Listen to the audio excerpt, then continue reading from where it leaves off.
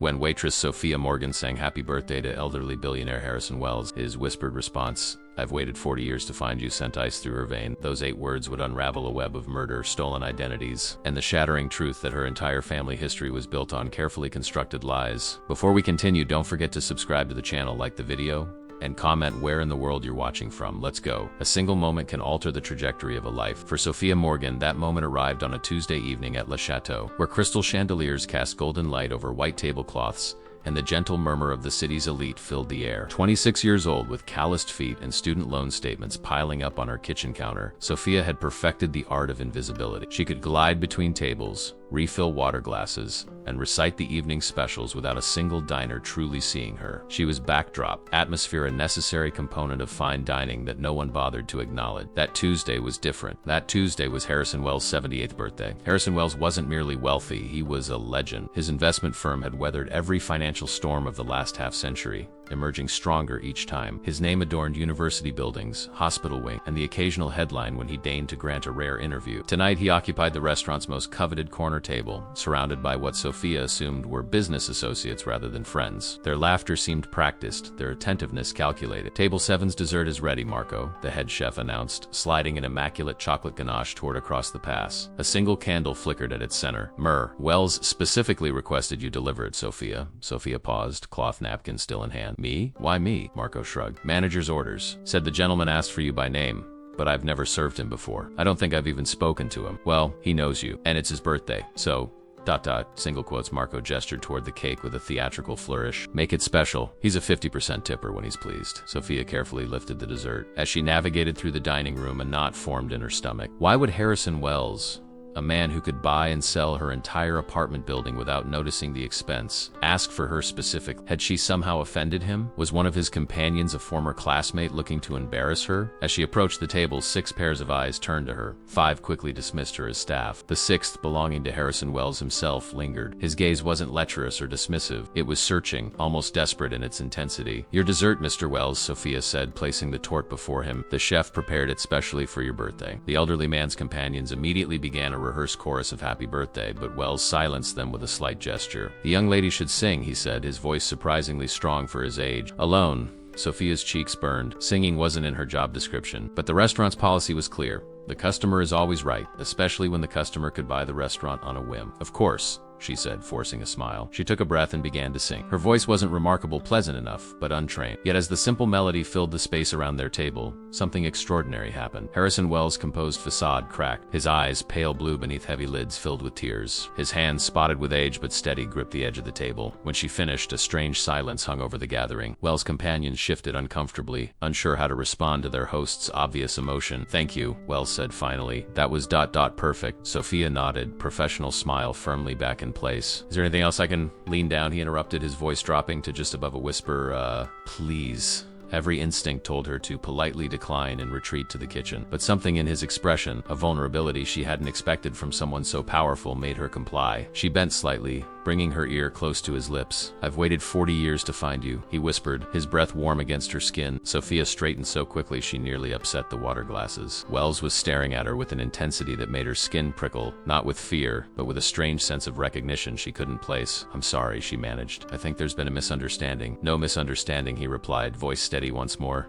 "But this isn't the place. Take this." He pressed a business card into her palm. "Call the number tomorrow at noon. It's important." "Sir, I don't." "Please," he said, and the word contained such genuine entreaty that her protest died in her throat. "It concerns your grandmother, Elizabeth." The mention of her grandmother's name, a woman who had died before Sophia was born, sent a jolt through her. How could this stranger know about Elizabeth Morgan? "Tomorrow, noon." He turned back to his companions as if the exchange had never happened, leaving Sophia clutching his card like a talisman. She retreated to the kitchen on unsteady legs, the card burning in her pocket. For the remainder of her shift, she moved through her duties in a fog, her mind replaying those 8 words, "I've waited 40 years to find you." Hours later, in her cramped studio apartment, Sophia sat cross-legged on her bed, studying Harrison Wells' business card. It was understated, heavy cream cardstock, his name and a phone number embossed in simple black type. No company logo, no title, no email address, just a name and a way to reach him. Her grandmother Elizabeth had died in 1982, long before Sophia. Her mother rarely spoke about her own mother, claiming the memories were too painful. All Sophia knew came from a handful of photographs and her grandfather's occasional reminiscences before his death 5 years ago. Elizabeth Morgan had been beautiful,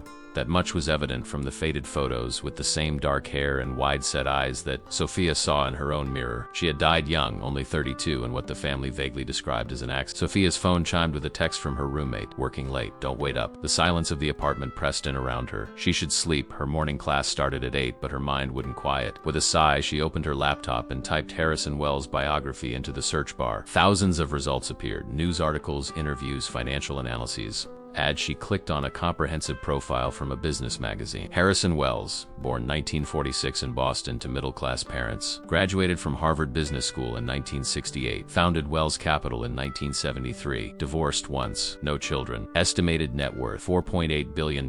Philanthropic interests included medical research, education, and historic preservation. Nothing connected him to her family. Nothing explained his cryptic message or his recognition of her. She refined her search. Harrison Wells, Elizabeth Morgan. No results of significance. Harrison Wells' 1982 accident. Nothing. She was about to close her laptop when a thought occurred to her. She navigated to an image search and typed Harrison Wells 1970s. Several photos appeared. A younger Wells at charity galas, business openings, economic forums. In most, he was alone or with business associates. But halfway down the page, a photo caught her eye. Harrison Wells, perhaps 30 years old, standing beside a woman at some formal event. The caption read only, Wells at the Metropolitan Museum of Art Benefit, 1974. Sophia's heart stuttered. The woman beside him, dressed in an elegant gown with her dark hair swept up, was unmistakably her grandmother Elizabeth. Her hands trembled as she downloaded the image and enlarged it. There was no mistaking the resemblance. Same high cheekbones, same slight asymmetry to the smile. But what was her grandmother, the wife of a high school history teacher, doing at a high society fundraiser with Harrison Wells? And why had Wells been looking for her granddaughter for 40 years? Sophia glanced at the clock. 1:47 a.m. Hours until she could call the number on the card. Hours to wonder,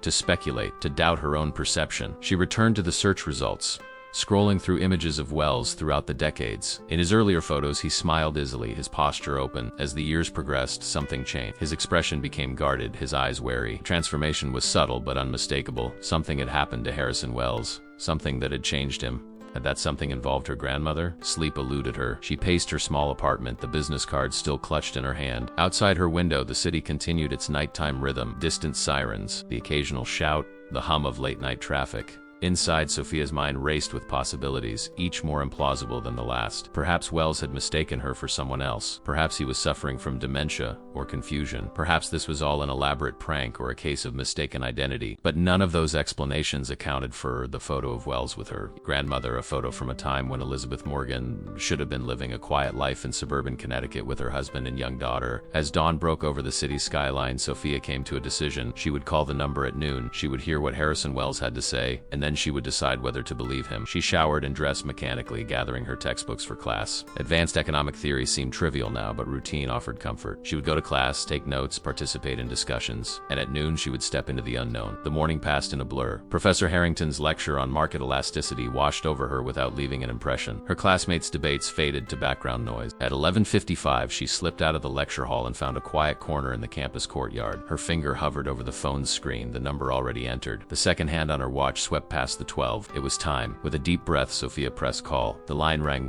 twice. On the third ring, a crisp female voice answered. Mr. Wells' office. This is Sophia Morgan, she said, surprised by the steadiness of her own voice. Mr. Wells asked me to call at noon today.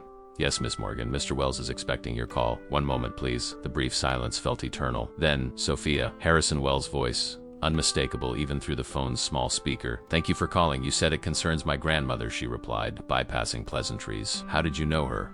A pause, heavy with unspoken history. That's a conversation best had in person. Can you meet me today? I have classes until 5 o'clock then. I'll send a car to your apartment. The casual presumption that he knew where she lived sent a chill down her spine. How do you know where I live? I've been looking for you for a very long time, Sophia. 5 o'clock? She should refuse, should hang up and forget the strange encounter, the whispered words, the unsettling discovery of her grandmother's photo. But the weight of unknown history pulled at her. 5 o'clock, she agreed. Thank you, Wells said, and she could hear genuine relief in his voice. And Sophia? You look just like her. Single quotes. The line went dead before she could respond. At precisely 5 o'clock, a sleek black car pulled up in front of Sophia's apartment building. The driver, a woman in her 40s with a neat gray suit and an earpiece, opened the rear door without a word. Sophia hesitated on the sidewalk, her university backpack slung over one shoulder, suddenly aware of how out of place she would look wherever Harrison Wells conducted his business. "Miss Morgan," the driver said, her tone professional but not unfriendly. "Mr. Wells is waiting." Sophia slid into the back seat, sinking into buttery leather upholstery. The car smelled of cedar and something else, an expensive cologne perhaps. The driver closed the door and returned to her position behind the wheel. "Where are we going?" Sophia asked, fastening her seatbelt. "Miss Wells' residence," the driver replied, pulling smoothly into traffic. "About 30 minutes, depending on conditions." Sophia had expected an office building, somewhere public. A private residence felt too intimate, too vulnerable. "I'd prefer to meet somewhere more neutral," she said, surprised by her own boldness. The driver's eyes met hers in the rearview mirror. "Mr. Wells anticipated you might feel that way. He asked me to assure you that his assistant will be present throughout your meeting, and you're welcome to leave at any time. The car will remain available to take you home whenever you wish." It was a reasonable accommodation, but it didn't entirely dispel Sophia's unease. Still, curiosity propelled her forward. She nodded and turned her attention to the passing city, watching as familiar neighborhoods gave way to increasingly exclusive enclaves. The car eventually turned into a private drive flanked by ancient oak trees. Security cameras tracked their progress as they approached a gatehouse where a guard checked the driver's credentials before waving them through. Beyond the gate, manicured grounds stretched in every direction, culminating in a stately mansion that managed to be both impressive and tasteful. "We've arrived," the driver announced unnecessarily, bringing the car to a stop at the front entrance.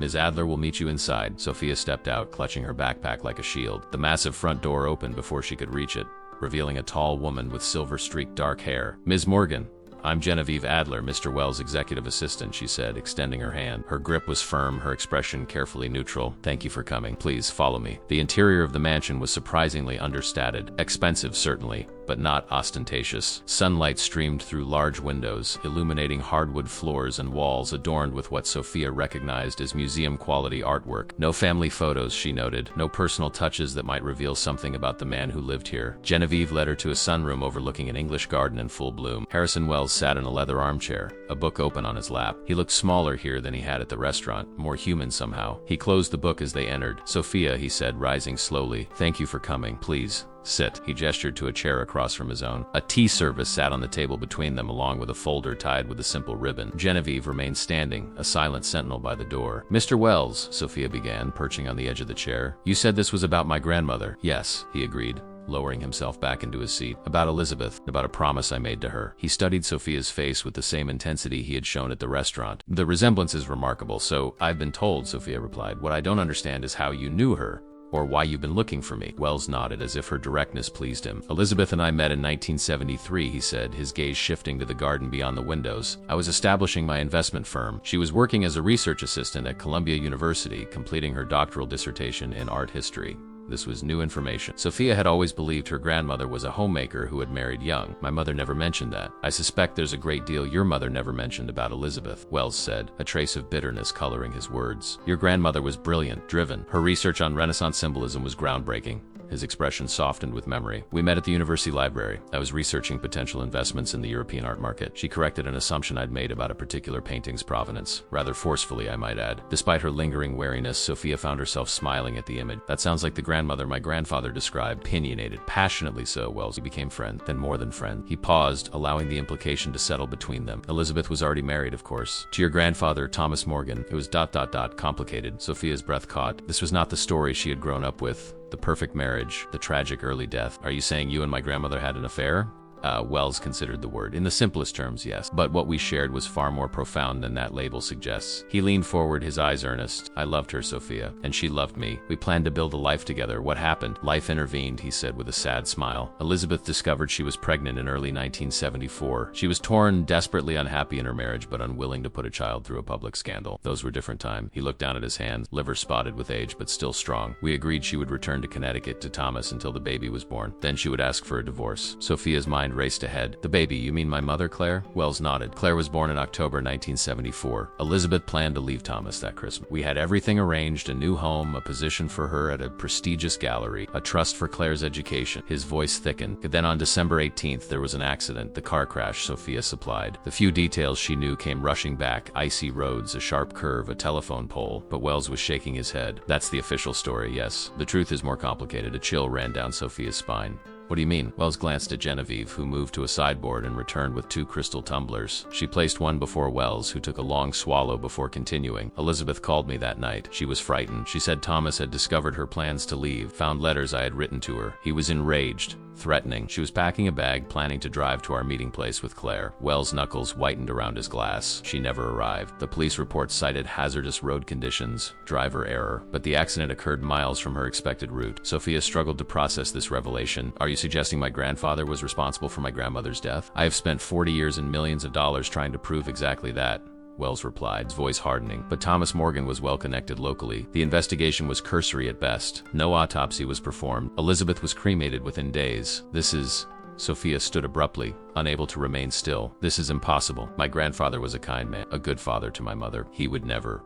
People are capable of terrible things when they feel betrayed, Wells said quietly. Thomas Morgan presented himself as the grieving widower, raising his daughter alone. Meanwhile, I was the outsider, the suspected lover with no legal standing. I wasn't even permitted to attend her funeral. Sophia paced the sunroom, her thoughts in turmoil. Could her beloved grandfather, the man who had taught her to ride a bicycle, who had attended every school play, who had mourned her grandmother until his own death, truly have been capable of murder? I don't believe you, she said finally. I don't expect you to, Wells replied, his tone gentle. Not without evidence. He reached for the folder on the table, untying the ribbon with careful fingers. These are copies of letters Elizabeth wrote to me during our time together. I've kept the originals in a safe deposit box all these years. He extended the folder toward her. Sophia hesitated before accepting it, her hands trembling slightly as she opened the cover. Inside were dozens of letters, the handwriting elegant and flowing across creamy stationery. She skimmed the first page, addressed to my dearest H. The words were intimate, passionate, unmistakably those of a woman deeply in love. This doesn't prove anything about her death, Sophia said, closing the folder. No, Wells agreed, but it establishes the nature of our relationship,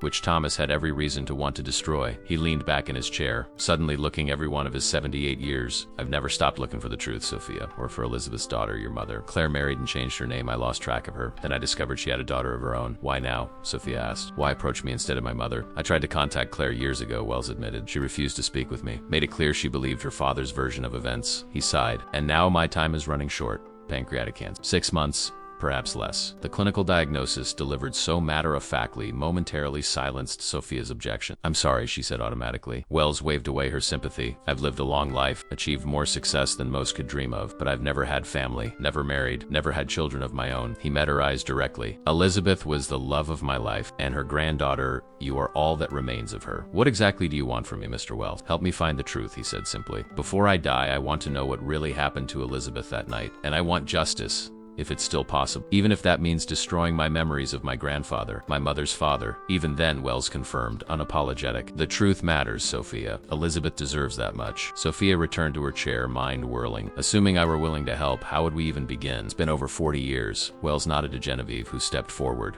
We have resources, the assistant said. Private investigators, forensic accountants, digital specialists. We've compiled substantial circumstantial evidence over the years, but we've been missing a crucial element. Family access, Wells explained. Medical records, personal effects, photos, documents, things only a family member could obtain. You want me to investigate my own family, Sophia stated flatly. I want you to help me uncover the truth, Wells corrected, whatever that truth may be. Sophia's gaze shifted between the elderly man and his unreadable assistant. Outside, shadows lengthened across the immaculate garden as afternoon edged toward evening. In just a few hours, her understanding of her family history, of her very identity, had been appended. I need time to think, she said finally. Of course, Wells agreed. Take the letters. Read them. They'll tell you more about who Elizabeth truly was than I ever could. He reached into his pocket and withdrew a small object. And take this. It belonged to her. He placed it in Sophia's palm, a delicate silver locket, its surface engraved with a pattern of tiny stars. Inside was a miniature photograph of a young woman with Sophia's eyes and smile, caught in a moment of unguarded joy. Elizabeth, her grandmother, looking nothing like the solemn woman in the few family photos Sophia had seen. The car will take you home whenever you're ready, Wells said. And Sophia, thank you for listening. As Sophia closed her fingers around the locket, she felt as though she were grasping not just a piece of jewelry, but a thread that connected past to present.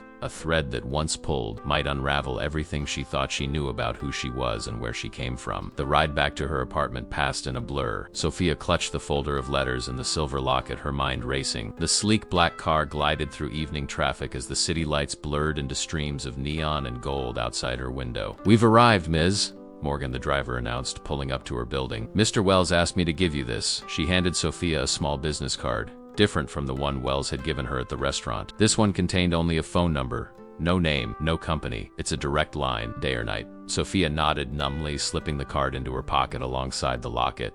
Thank you. Her tiny apartment seemed impossibly small after the grandeur of Wells' estate. She dropped her backpack by the door and sank onto her futon, still clutching Elizabeth's letters. For several minutes, she simply sat there, trying to process everything she'd learned. Her phone chimed with a text from Mia, her roommate, working late again. Saved you some pasta in the fridge. Ordinary life continued, oblivious to the fact that Sophia's understanding of her family history had just been shattered. With trembling hands, she untied the ribbon binding the folder and spread the letters across the coffee table. There were a dozen, arranged chronologically, each in its original envelope with Elizabeth's elegant script addressing Harrison Wells at a New York City address. Sophia selected one dated June 1973. Asterisk, my dearest Harrison. Asterisk, asterisk. The hours since our weekend in Vermont have stretched into eternity. I find myself inventing reasons to visit the city, just to breathe the same air as you, to walk the same streets. Thomas noticed my distraction at dinner last night. I told him I was preoccupied with research problems. Another lie atop the mountain of deceptions I've built these past months. Asterisk, asterisk, but when I'm with you, I feel no guilt, only a clarity I've never known. You see me not as Thomas's wife or Claire's mother, but as Elizabeth's myself. Do you know what a rare gift that is? To be truly seen? Cast 3 more days until I can escape to the city. I count the hours, the minutes, asterisk, asterisk, always yours. Asterisk, asterisk, Elizabeth, asterisk, Sophia set the letter aside, a voyeur into a passion she had never suspected. The Elizabeth in these pages bore little resemblance to the staid grandmother described in her mother's few reluctant anecdotes. She opened the locket again, studying the laughing woman in the photograph. Elizabeth looked so young, so vibrant, nothing like the somber portrait that had hung in her grandfather's study. Her grandfather, Thomas Morgan, the kind, scholarly man who had taught Sophia to play chess, who had attended every school event, who had mourned his Elizabeth until his dying day. Could he truly have been capable of murder? The thought seemed absurd, and yet she selected another letter, this one from November 1974 after her mother's birth. Asterisk, asterisk, the baby is beautiful, perfect in every way. You would love her. She has your eyes, I think, though T claims she resembles his mother. I've named her Claire Elizabeth, a small rebellion he didn't notice. Asterisk, asterisk. The plan remains in place. Christmas Eve. After his faculty dinner. The tickets are hidden in my sewing basket. He never looks there. I'll bring only what matters. Claire, my research, and the few mementos of my mother. Everything else belongs to a life I no longer recognize as my own. Asterisk, asterisk, T grows increasingly distant. Sometimes I catch him watching me with an expression I cannot decipher. Suspicion? Resignation? Whatever it is, it chills. I'll be glad when this charade is finished and we can begin our real life together. Asterisk, asterisk, with all my heart. Asterisk, asterisk, asterisk. Sophia reached for her phone, then hesitated. Who could she possibly talk to about this? Her friends would think she'd lost her mind. Her mother, well, her mother was part of this tangled history. Her mother, Claire, the baby in Elizabeth's letter. Before she could reconsider, Sophia dialed her mother's number. It rang 4 times before Claire Morgan answered. Sophia? Is everything all right? It's nearly 10. I'm fine, Mom. I just... single quotes. Sophia hesitated. How did one broach such a subject? Asterisk, hey, Mom. Remember Grandpa? The man who raised you after Grandma died? A billionaire just told me he might be a murderer. Asterisk, I wanted to ask you about Grandma Elizabeth. A pause, heavy with unspoken history. What about her? What was she like? You never talk about her.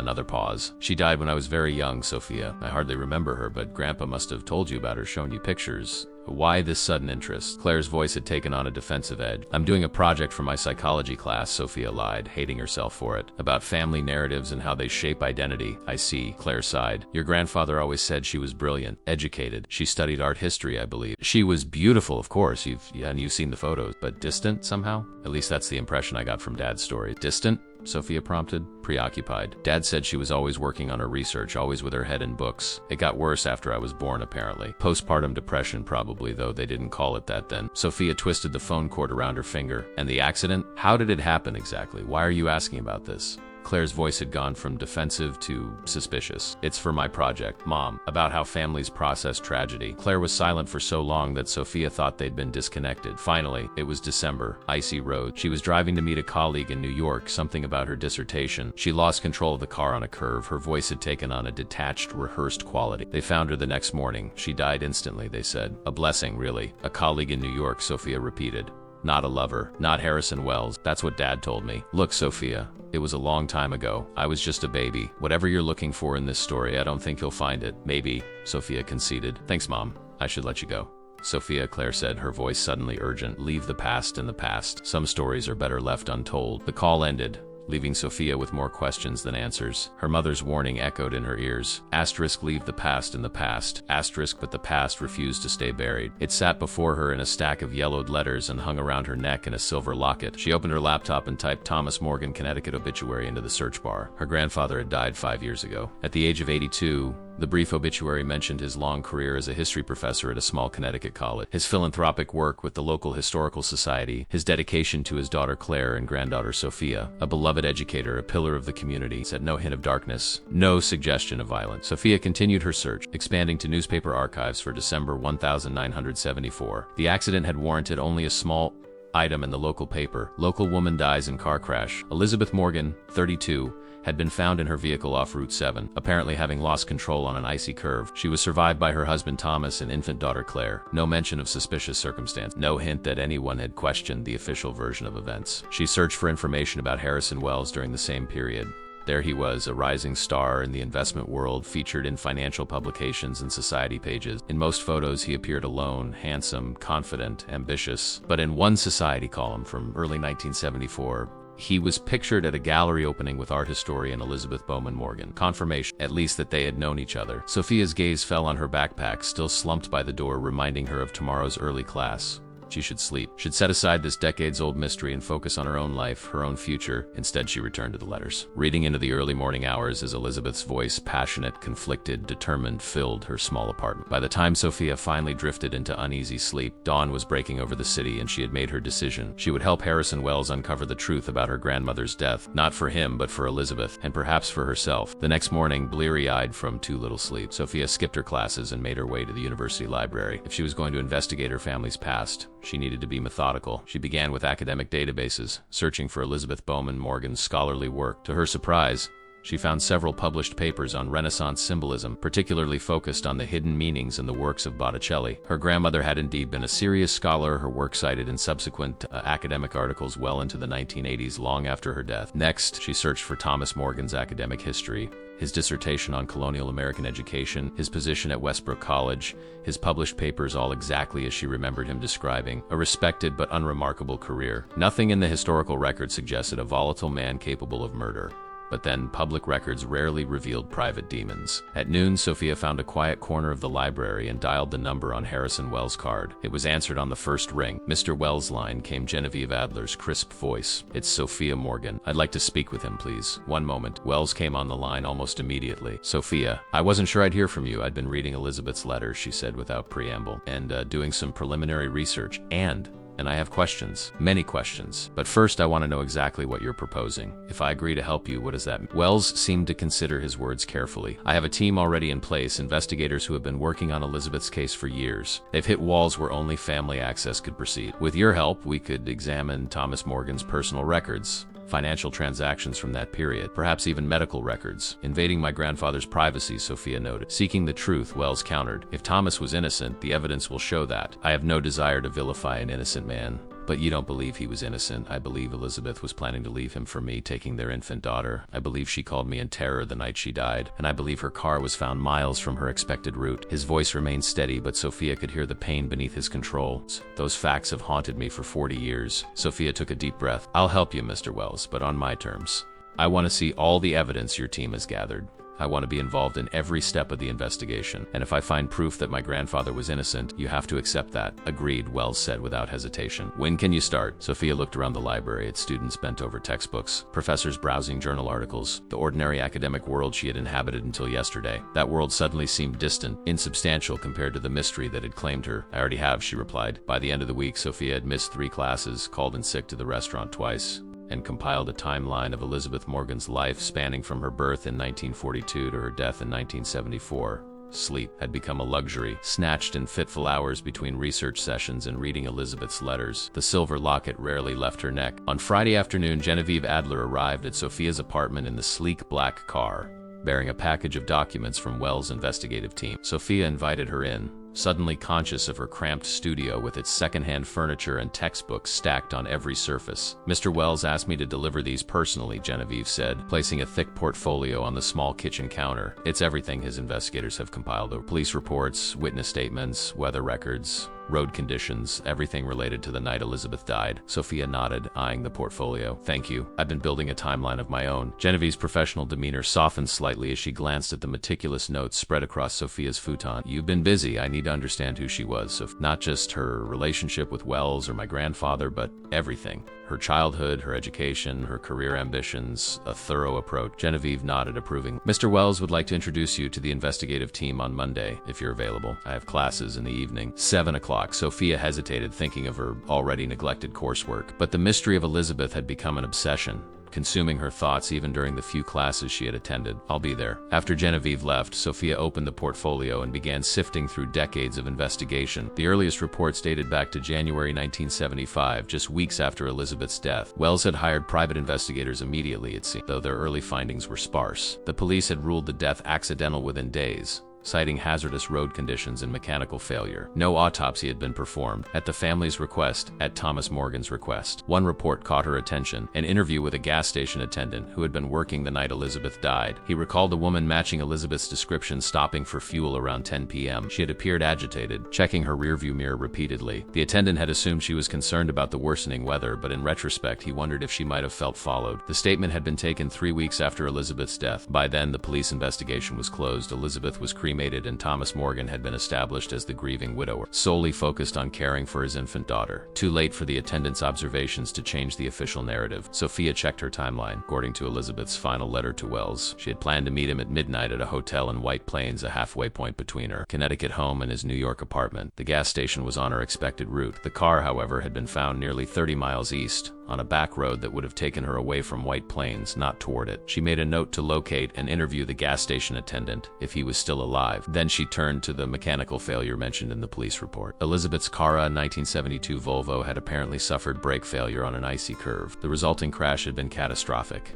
the car rolling several times before coming to rest against a tree. The police report included a cursory mechanical inspection, noting the severed brake line as the likely cause of the accident. The investigator had attributed it to wear and damage from road debris, a common enough occurrence, especially in winter condition. But Wells' investigators had raised questions. The brake line had been cleanly cut. They suggested not the jagged tear typical of road damage. Photos from the crash site included in the portfolio showed the undercarriage of the vehicle. The quality was poor, the black and white images grainy, but Sophia could see what the investigators meant. The brake line separation appeared suspiciously neat, not conclusive evidence of sabotage, but enough to fuel suspicion. She set aside the crash reports and moved on to the financial investigation. Wells' team had tracked Thomas Morgan's banking activity around the time of Elizabeth's death. Nothing overtly suspicious, no large withdrawals or deposits, no sudden expenditures. His modest professor's salary went primarily to the mortgage, utilities, and, after Elizabeth's death, childcare expenses. Sophia was about to close the financial section when a notation caught her eye. Life insurance policy, Elizabeth B. Morgan, $50,000, Connecticut Mutual, activated January 1973. Paid in full April 1975. $50,000 in 1975, equivalent to nearly $300,000 today. A substantial sum, especially for a young professor. Why had Thomas taken out such a large policy on Elizabeth just months before she began her affair with Wells? Had he suspected something even then? Sophia made another note, then glanced at her watch. Nearly midnight. She had been poring over the documents for hours, her eyes burning from strain. She needed sleep, needed to step away from the investigation, if only for a few hours. But sleep, when it finally came, brought no rest, only dreams of icy roads, screaming brakes, and her grandmother's voice calling out in the darkness. Saturday morning brought unexpected complications. Sophia awoke to 3 missed calls from her mother. As she listened to the increasingly concerned voicemails, a knot formed in her stomach. Claire was coming to the city today for lunch. Just want to check in on you, honey, her mother's final message said. You sounded strange when we spoke. I'll be at that Italian place you like at 1. Hope to see you there. Sophia glanced at the investigation materials spread across her apartment. No time to hide everything, and her mother wasn't expected to visit her apartment. She showered quickly, dressed in something reasonably presentable, and headed to the restaurant, her mind racing. How much should she tell Claire? Could she probe for more information without revealing what she'd learned? Her mother's warning, leave the past in the past, echoed in her thoughts. Did Claire know more than she had admitted? The restaurant was crowded with the Saturday lunch crowd when Sophia arrived. Claire was already seated, looking polished and professional as always in a tailored blazer, her graying hair cut in a sleek bob. She rose to embrace her daughter. You look tired, Claire said, studying Sophia's face. Have you been sleeping? End of term stress, Sophia replied, settling into her chair. Lots of papers due, Claire nodded, though her expression remained concerned. I've been thinking about our conversation, about your grandmother. Sophia's pulse quickened. Oh, I was surprised by your interest. You've never asked about her before. Like you said, it's for a project. Claire took a sip of water, her gaze direct. Sophia, I've known you your entire life. You're a terrible liar. The blunt assessment startled a laugh from Sophia. Mom, someone's been telling you stories, Claire continued. About my mother. About her death. Single quotes. Sophia hesitated, weighing her options. Deny everything? Continue the lie about a school project? Or take a risk and push for answers? Harrison Wells, she said finally. Claire's face drained of color. Where did you hear that name? He found me, Mom, at the restaurant where I work. When? Tuesday. It was his birthday. I served his table. Sophia twisted her napkin beneath the table. He told me about his relationship with Grandma Elizabeth, about his suspicions regarding her death. Claire set her water glass down with deliberate care. Harrison Wells is a manipulative, obsessive man who has spent decades trying to rewrite history to ease his own conscience. His conscience? He thinks Grandpa killed Grandma. Of course he does, Claire snapped. It's easier than admitting he's the one who destroyed my mother's life. Sophia stared at her mother, startled by the vehemence in her voice. What do you mean? Claire glanced around, lowering her voice. Wells was a wealthy, charming man who pursued my mother relentlessly, despite knowing she was married with a child. He convinced her she was living the wrong life, that she was meant for greatness beyond being a professor's wife in a small town. Do you remember this? You were just an infant. I remember my father, Claire replied, her voice taut with emotion. I remember how he raised me alone, how he kept my mother's memory alive. And yes, when I was older, he told me about Wells, about the affair, about how my mother had been confused, depressed after my birth. But the accident was an accident, Claire insisted. A terrible tragedy on an icy night, nothing more. Then why did you warn me to leave the past in the past? Claire's expression softened slightly. Because I know what happened to your grandfather when he tried to fight Wells' accusation. The investigations, the whispers around campus, the toll it took on him. She reached across the table to take Sophia's hand. Wells spent millions trying to prove Dad was a murderer. He couldn't accept that my mother might have changed her mind, might have been driving back home when she crashed. His ego couldn't bear it. Sophia's mind raced. Could her mother be right? Could Wells' decades-long crusade be motivated not by love, but by wounded pride? He's dying, Sophia said quietly. Cancer. He says he just wants the truth before he goes. The truth, Claire repeated, a bitter edge to her voice. His version of it, you mean? She squeezed Sophia's hand. Stay away from him, honey. He'll use you to vindicate himself, to salve his conscience in his final days. Don't let him tarnish your memories of your grandfather. The waiter arrived to take their orders, providing a momentary reprieve from the tension. Sophia ordered mechanically, hardly aware of what she chose. Her mind was a battlefield of competing narratives. Wells' story of passionate love and murderous betrayal. Her mother's account of manipulation and delusion. There's something else you should know, Claire said after the waiter departed. Something I discovered after Dad died. I found letters in his study from Harrison Wells to my mother. Not romantic letters, but threatening ones. Sophia's breath caught. Threatening how? Wells was furious when Mom tried to end the affair. He warned her he wouldn't let her go, that she belonged with him. Said he'd do whatever it takes to make her see reason. Claire's eyes glistened with unshed tears. Dad kept those letters hidden all those years, protecting Mom's reputation even after she was gone. Do you still have them? Sophia asked, her historian's instinct for primary sources surfacing through her confusion. Claire nodded. At home, in Dad's old lockbox. She studied Sophia's face. You don't believe me. It's not that, Sophia protested. It's just there are so many contradictions. I need to see everything to understand. Then come home with me this weekend, Claire urged. See the letters yourself. Talk to people who knew your grandfather, who remember what happened. It was a reasonable request, the kind of thorough investigation Sophia had promised herself she would conduct. And yet, I can't. Not this weekend. I have meetings, deadlines. The lie came easily. Too easily. Claire withdrew her hand, her expression closing. With Wells? With his investigators? Mom, he's using you, Sophia. Using your connection to Elizabeth to validate his twisted obsession. Claire's voice was tight with restraint. Please, think about what you're doing. The lunch continued in strained silence, the gulf between them widening with each passing moment. By the time they parted on the sidewalk outside, the distance felt insurmountable. Just promise me you'll be careful, Claire said, embracing her daughter stiffly. Wells is a powerful man used to getting his way. I promise, Sophia replied, the weight of the silver locket suddenly heavy against her chest. I'm just looking for the truth. As she watched her mother's taxi pull away, Sophia wondered if such a thing was even possible after so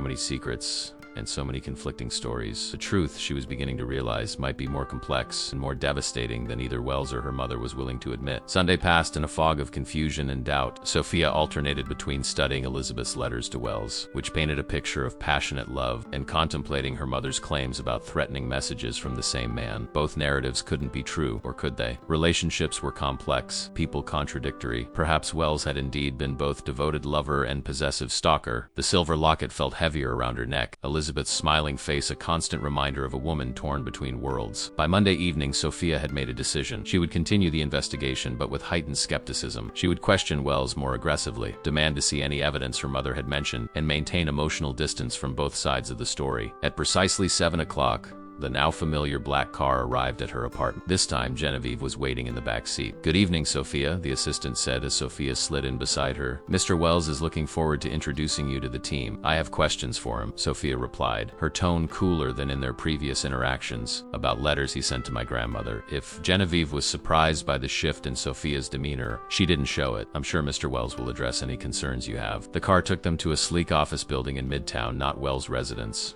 but a space that clearly belonged to his corporate empire. Unlike the mansion's understated elegance, the office projected power, floor-to-ceiling windows offering panoramic views of the city, minimalist furniture that probably cost more than Sophia's annual tuition, and a subtle but pervasive atmosphere of exclusivity. Wells was waiting in a conference room along with two other people. A trim, silver-haired man in his 60s and a younger woman with sharp eyes and a tablet in front of her. Sophia. Wells greeted her, rising from his chair. He looked more frail than he had at their previous meeting, the illness taking its toll. "Thank you for coming. Allow me to introduce Malcolm Reed, lead investigator, and Dr. Abigail Chun, forensic analyst." Reed extended his hand. "Miss Morgan, I've been working on your grandmother's case for over 20 years. 20 years. The dedication was either impressive or disturbing, depending on which version of events one believed. And I joined the team 5 years ago," Dr. Chun added, "specializing in cold case forensic review." Sophia shook their hand, then turned to Wells. "Before we begin, I need to ask you something." She held his gaze steadily. "Did you ever send threatening letters to my grandmother?" The room went silent. Reed and Chun exchanged glances. Wells' expression remained impassive, but something flickered in his eyes. Surprise, perhaps, or pain. "Your mother has been speaking to you," he said finally. "Answer the question." Wells gestured to a chair. "Please sit." When Sophia remained standing, he sighed. "I never threatened Elizabeth. Never. We exchanged hundreds of letters over the course of our relationship. All of them on both sides were expressions of love and commitment. My mother says you sent angry letters when she tried to end the affair." "Elizabeth never tried to end our relationship," Wells replied, an edge entering his voice. "Quite the opposite. Her final letter to me, written the day she died, confirmed our plan to meet that night. She was coming to me, Sophia. She had packed her bags, taken her most precious belongings, and was bringing Claire to start our life together." Sophia finally took a seat, her legs suddenly unsteady. "Then why would my mother lie?" "Because that's what she was raised to believe," Reed interjected. "Thomas Morgan constructed a narrative after Elizabeth's death, one that protected his reputation and depicted Wells as an obsessive pursuer who wouldn't take no for an answer. And my mother has letters to prove it," Sophia challenged. "May I?" Dr. Chun asked, gesturing to her tablet. At Sophia's nod, she pulled up a document. "In the course of our investigation, we discovered that Thomas Morgan was an accomplished amateur calligrapher. He taught a community workshop on historical document reproduction for 15 years. She slid the tablet across to Sophia. "Here's the program from an exhibition he participated in at the Connecticut Historical Society. His specialty was replicating 18th and 19th century correspondence." Sophia stared at the program, which indeed featured her grandfather's name alongside a description of his calligraphy expertise. "You think he forged letters from Wells?" "We believe it's a strong possibility," Reed said. "Unfortunately, without examining the actual letters your mother possesses, we can't confirm or refute their authenticity." "There's an easy way to settle this," Sophia said, glancing between the investigators. "Show me the letter my grandmother wrote the day she died, the one confirming your plans." Wells nodded to Genevieve, who removed a document sleeve from her briefcase and handed it to Sophia. Inside was a single sheet of pale blue stationery, the handwriting matching the letters Sophia had been studying all weekend. It was dated December 18th, 1974. Asterisk, "My dearest H. Asterisk, asterisk. By this time tomorrow, we'll be together at last. The bags are packed, hidden in the trunk of the car. Claire's favorite toys, my research, the photograph of us in Vermont, and the locket you gave me for my birthday. Everything else is just furniture and memories I'm happy to leave behind. Asterisk, asterisk, T has faculty dinner tonight. He'll be gone until at least 11. I'll leave as soon as he's out the door. Our meeting place at midnight is planned. Then at last, no more hiding, no more lies. Asterisk, asterisk, I'm afraid, Harrison. Not of the future, never that, but of tonight. I found T in my study this morning going through my desk. He asked about my research meetings in New York, commented that I'd been making a lot of trips to the city. There was something in his eyes I've never seen before. Asterisk, asterisk, I'm being paranoid, I know. Just wedding night jitters, as they say, even if this is quite the opposite. By this time tomorrow, we'll be laughing about my nerves over breakfast. Asterisk, asterisk, all my love. Asterisk, asterisk, Elizabeth, asterisk.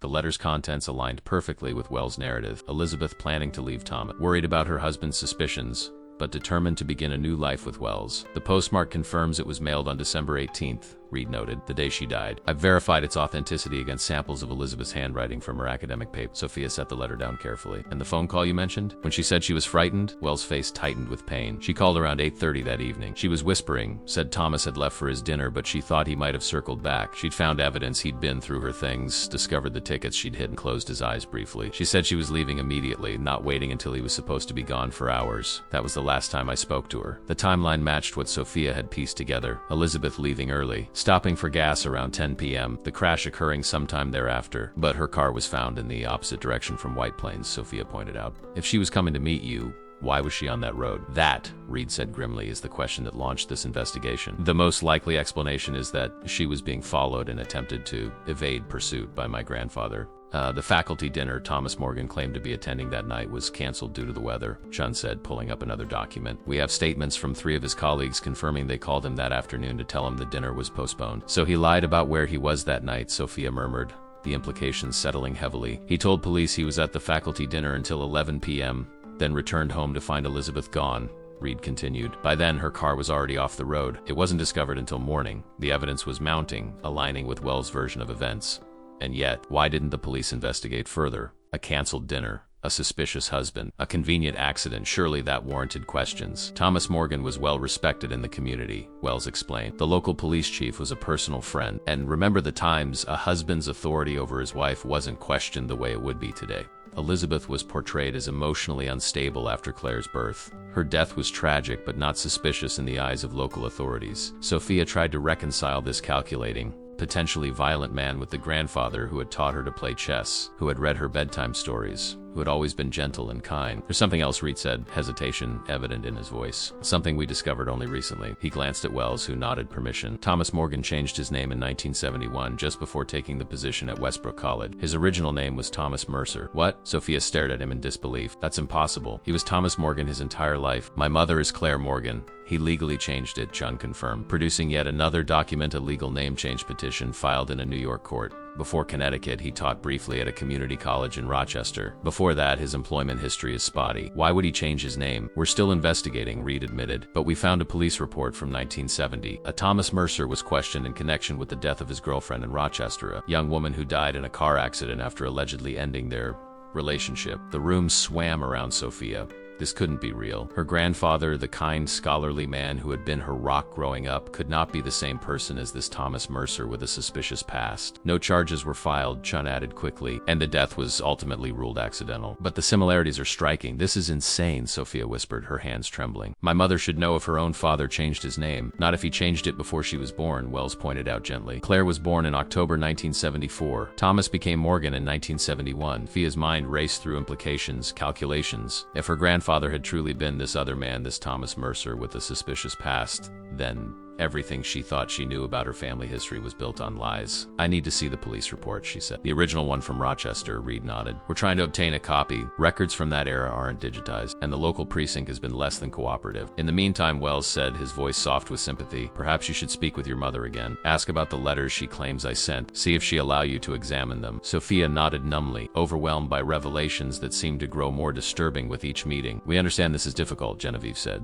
breaking her typical professional silence. Learning your family history might not be what you thought. It's disorienting at best. What happens next? Sophia asked, gathering her composure. If my grandfather really did, she couldn't bring herself to say the words. Justice, Wells said simply, acknowledgement of what happened to Elizabeth, and perhaps some measure of peace for those who loved her, including himself. The unspoken addition hung in the air between them. As the meeting concluded and Sophia prepared to leave, Wells asked to speak with her privately. The others filed out, leaving them alone in the conference room with its spectacular view of the nighttime city. I know this is overwhelming, he said, his voice gentle, and I know you must feel torn between loyalty to your mother and grandfather and the evidence we're uncovering. My grandfather raised me, Sophia said, her voice breaking slightly. He was kind, patient, loving. I can't reconcile that man with what you're suggesting. People are complex, Wells replied, capable of both tremendous love and terrible darkness. Thomas might have been a wonderful grandfather to you while still harboring secrets about his past. Sophia touched the silver locket at her throat. My mother believes you're manipulating me. I expected she would. Wells sighed, the weight of decades evident in the sound. I've made mistakes, Sophia, many of them, but lying about Elizabeth, about what we shared, about my suspicions regarding her death, that isn't one of them. Sophia left the building and stepped into the waiting car.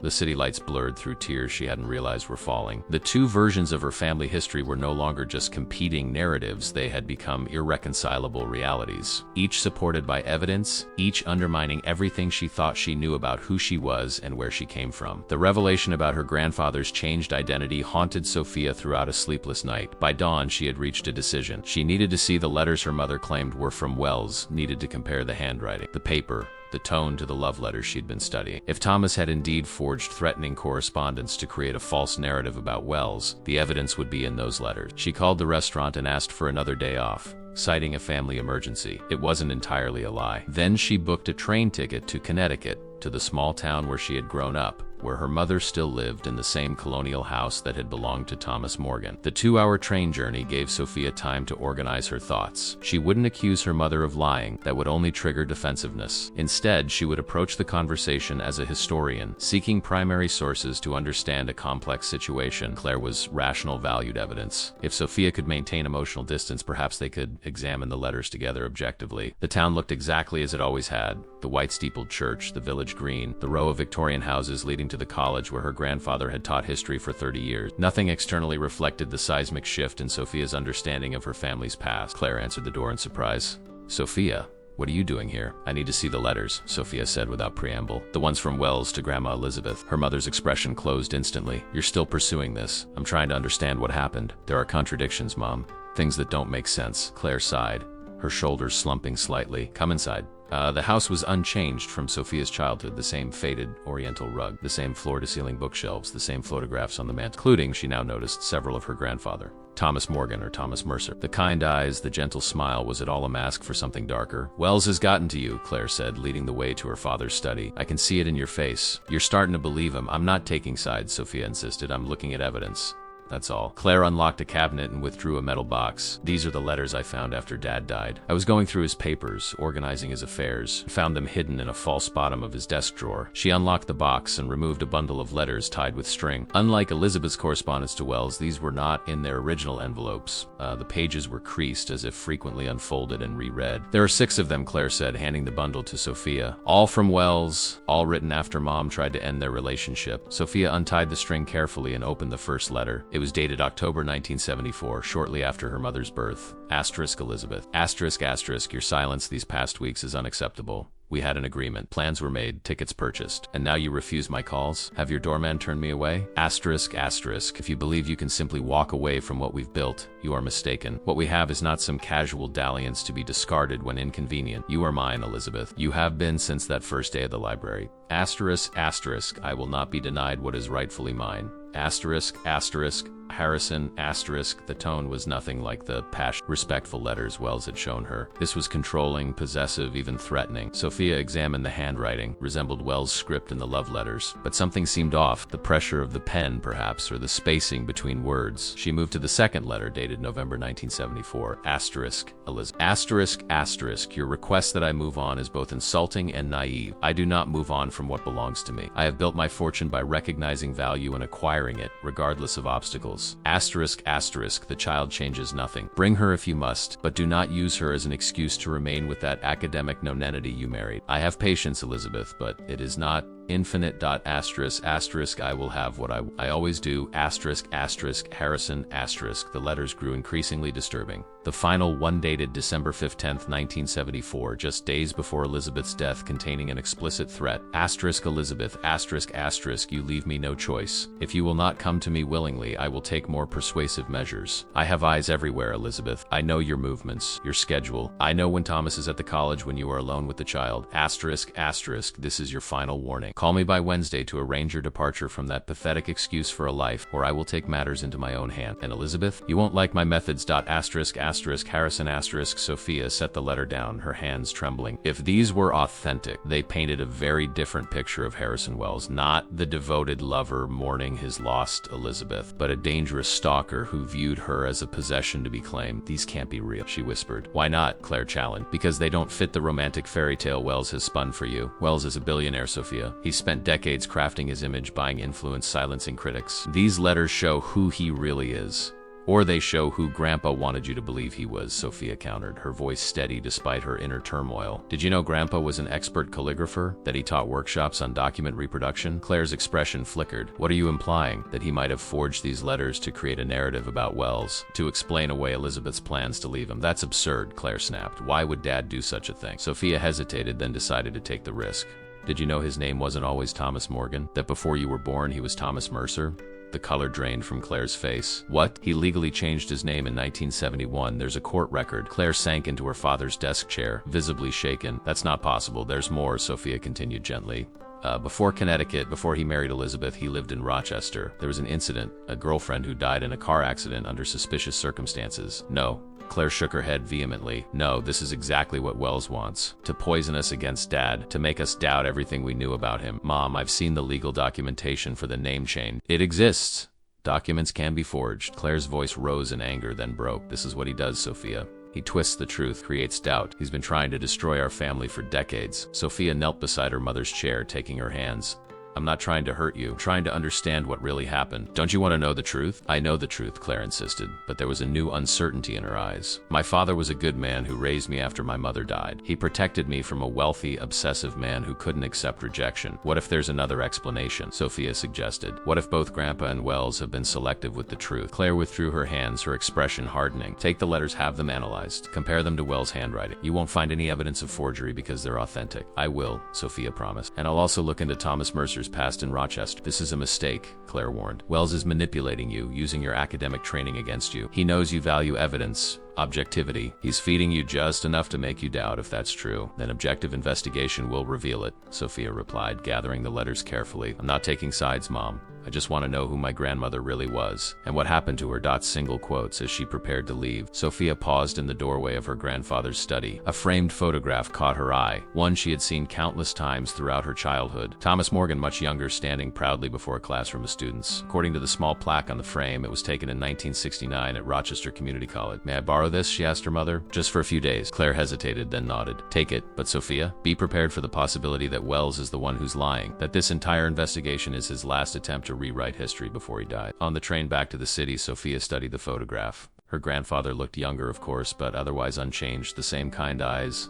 the same thoughtful expression. If he had been harboring dark secrets, if he had been capable of violence, there was no hint of it in his face. She turned the frame over and carefully removed the backing. Behind the photograph, as she had suspected, was a newspaper clipping, yellowed with age. It was an article from the Rochester Chronicle dated May 1970. Local teacher questioned in girlfriend's death. The article was brief, reporting that police had questioned Thomas Mercer, 28, in connection with the death of Evelyn Price, 24, whose car had been found at the bottom of a ravine. According to the article, Mercer told police that Price had recently ended their relationship and had been despondent. The investigation was ongoing. Sophia searched online for follow-up articles but found nothing. The Rochester Chronicle had ceased publication in 1985 and its archives were not digitized. Another dead-end door, rather, another lead that would require more extensive investigation. By the time she reached the city, night had fallen. The lights of skyscrapers glittered against the dark sky, reminding her of the view from Wells' conference room. She had 6 threatening letters allegedly from Wells, a photograph of her grandfather in his Rochester days, and a newspaper clipping that raised disturbing questions about his past. Most troubling of all was her mother's reaction to the revelation about Thomas Mercer. Claire had been genuinely shocked, suggesting she had no knowledge of her father's name change or his life before Connecticut. If Claire had been kept in the dark about such fundamental facts,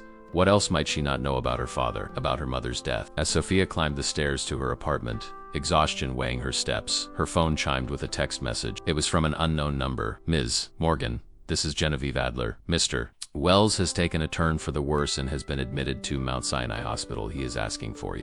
Please call when you receive this.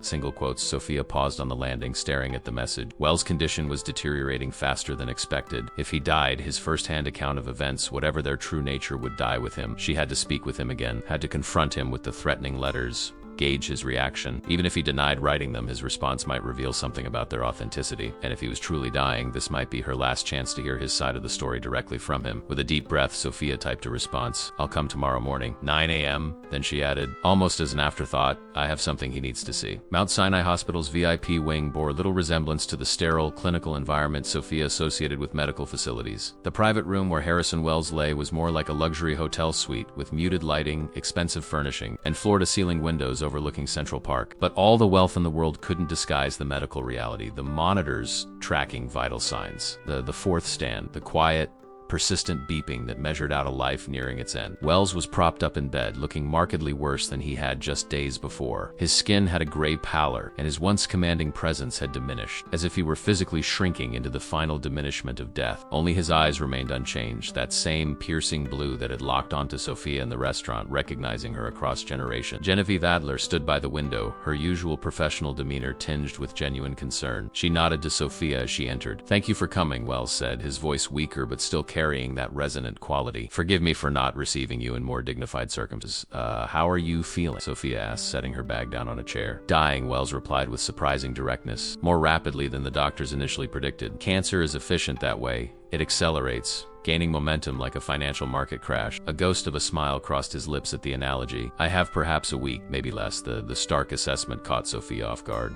She had imagined more time, weeks, or even months to unravel the complicated history of Elizabeth Morgan's death. "I'm sorry," she said simply. "Don't be. I've lived a long life, successful by most metrics, though hollow in the ways that matter most." His gaze shifted to the silver locket around her neck. "I see you're wearing it." Sophia's hand rose automatically to touch the locket. "Yes, good. It belongs with you, with her family." Wells gestured weakly to the chair beside his bed. "You said you had something to show me?" Sophia sat down, removing the threatening letters from her bag. "I visited my mother yesterday. She showed me these letters she says you sent to my grandmother when she tried to end your relationship." She handed him the first letter. Wells studied it, his expression unreadable. Then he examined each of the others in turn, methodically, with the careful attention of a man accustomed to evaluating documents. "I didn't write these," he said finally, returning them to Sophia, "though I commend the forger's skill. The resemblance to my handwriting is impressive. That's exactly what my mother said you would say." "Of course she did." Wells sighed. "Thomas Morgan spent decades constructing a narrative where I was the villain and he was the grieving widower. These letters are the cornerstone of that fiction. Why should I believe you over my mother? Over the grandfather who raised me?" Wells considered her question, his gaze drifting to the window and the expanse of Central Park beyond. "You shouldn't, not without evidence." He returned his attention to her. "Have the letters analyzed by a forensic document. Compare the paper, the ink, the handwriting to my genuine correspondence with Elizabeth. The forgery, however skilled, will reveal itself." "My grandfather was an expert calligrapher," Sophia noted. "He could have replicated your handwriting." "Yes, and the fact that you're aware of that possibility speaks to your integrity as an investigator." Wells shifted in the bed, wincing slightly. "May I make a suggestion?" Sophia nodded. "Dr. Eleanor Wright at Columbia's Forensic Science Department. She's the foremost expert in document authentication on the East Coast. I don't know her personally, have no influence over her. She provided an unbiased assessment." He paused. "And there's something else you should consider." "What's that?" "The timing. Those letters are dated after Claire's birth, October, November. December 1974. If Elizabeth was indeed trying to end our relationship as those letters claim, why was she still writing to me?" He gestured to Genevieve, who brought over a small stack of letters, Elizabeth's correspondence to Wells from the same time period. "Read these," Wells urged. "Compare the narrative. Both cannot be true." Sophia took the letters, her historian's mind already analyzing the contradiction. If Elizabeth had been trying to distance herself from Wells, her own letters during that period would reflect that change. Instead, from what Sophia had already read, they continued to express love and commitment. "There's more," Wells said, his voice growing weaker. "Something I haven't shared with you yet, and something I've kept private all these years."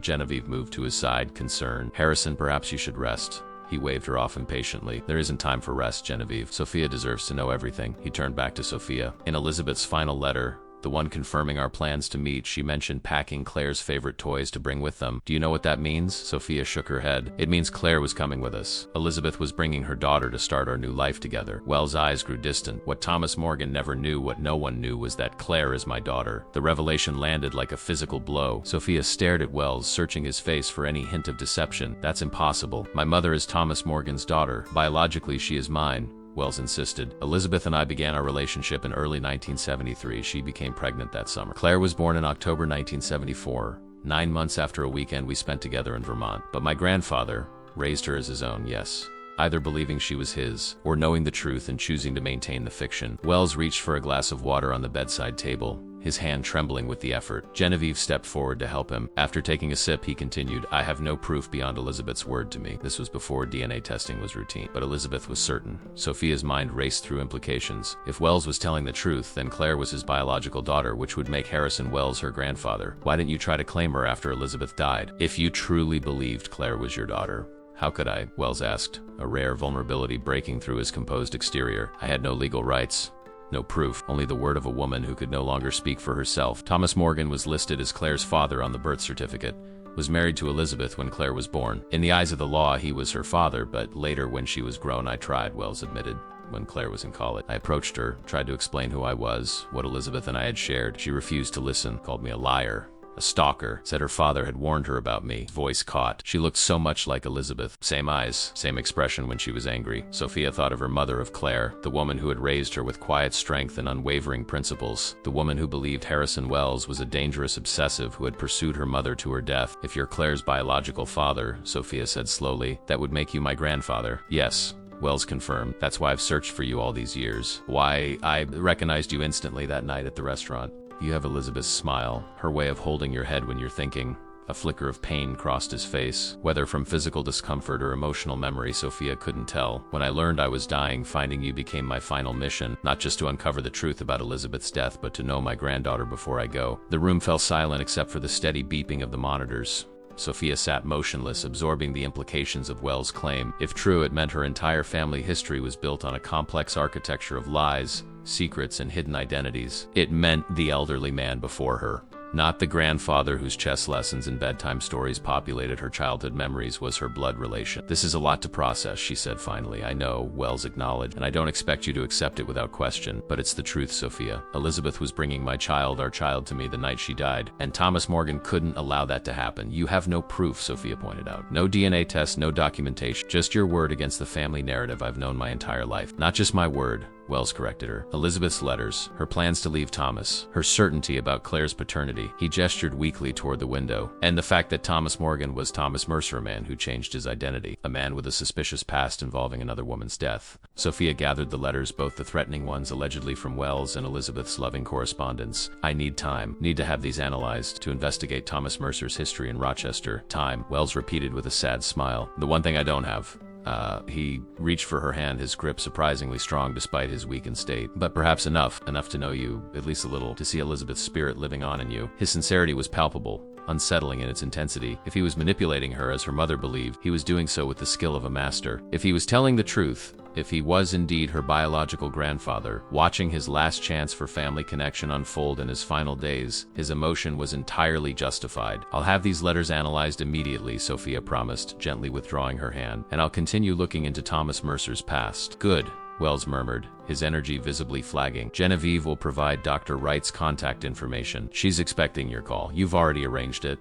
I anticipated you'd want verification. His eyes drifted closed momentarily, then reopened with effort. One more thing, Sophia. In the top drawer of my desk at home, there's a sealed envelope addressed to Elizabeth. I wrote it the night she died, expecting to give it to her when she arrived. Take it. Read it after I'm gone. It contains everything I never had the chance to tell her. Genevieve stepped forward. Mr. Wells needs to rest now, she said gently but firmly. The doctors were clear about limiting exertion. Sophia nodded, gathering her things. As she turned to leave, Wells spoke again, his voice barely above a whisper. I've been waiting 40 years to find you, he said, echoing the words he'd whispered to her in the restaurant, to know that something of Elizabeth survived, that something good came from our love. Walking out of the hospital into the bright midday sun, Sophia felt as though she were moving through a dream. The world around her, taxis honking, pedestrians hurrying past. The rhythms of ordinary life seemed strangely disconnected from the extraordinary revelations of the past hour. Harrison Wells claimed to be her biological grandfather, claimed that her mother was his daughter, not Thomas Morgan's. If true, it would mean that the history she had always believed, the very foundation of her identity, was built on lies. But was Wells himself lying, creating an elaborate fiction in his final days to rewrite history, to position himself as the wronged party, the grieving lover, rather than the dangerous stalker her mother described? She clutched the bundle of letters tightly as she hailed a taxi. One thing was certain.